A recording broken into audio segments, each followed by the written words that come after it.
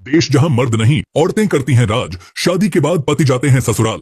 Number 1, खासी जनजाति, मेघालय, भारत। यहाँ दुनिया पलटी हुई है। बच्चे माँ के नाम से जाने जाते हैं, प्रॉपर्टी बेटी को मिलती है और शादी के बाद पति को ससुराल जाकर रहना पड़ता है।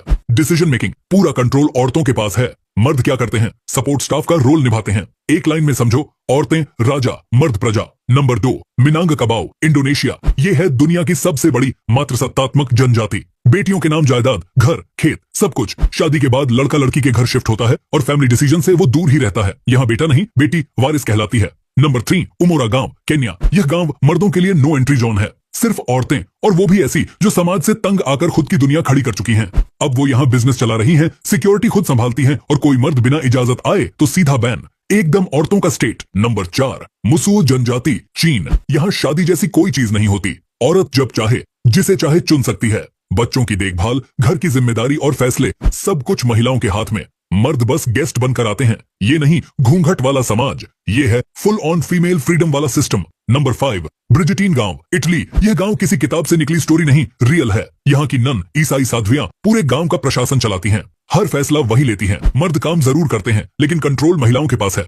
अनुशासन और शांति में ये गांव पूरी दुनिया को क्लास देता है। नंबर 6, गारो जनजाति, मेघालय, भारत। खासी की तरह गारो भी वही गेम खेलती है, बस रोल रिवर्स करके। यहाँ विरासत बेटी को मिलती है, लीडर महिलाएं होती हैं और मर्द बैकसीट पर बैठे रहते हैं। यहाँ घर का मालिक कहने की जरूरत ही नहीं, क्योंकि मालकिन सब कुछ संभाल रही होती है। नंबर 7, जुआनिता गांव, ब्राजील। ये गांव अपने आप में रेबेल है। महिलाओं ने इसे खुद बसाया और अब यह मेन फ्री जोन है।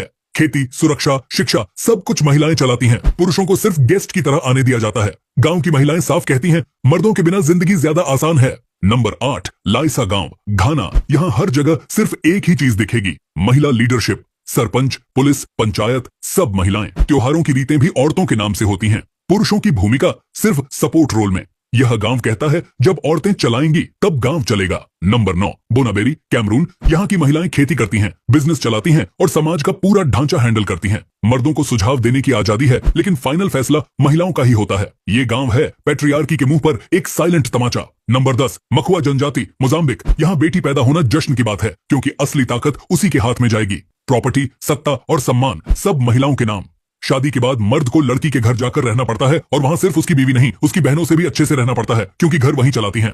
तो अगली बार जब कोई बोले कि मर्द ही घर चलाते हैं, उन्हें ये गांव दिखा देना, जहां औरतें फैसले लेती हैं, नाम देती हैं और मर्द शादी के बाद ससुराल में टिक जाते हैं। यहाँ पिता का नाम नहीं चलता, माँ ही असली पहचान है। और ये सब कोई कहानी नहीं, रियलिटी है।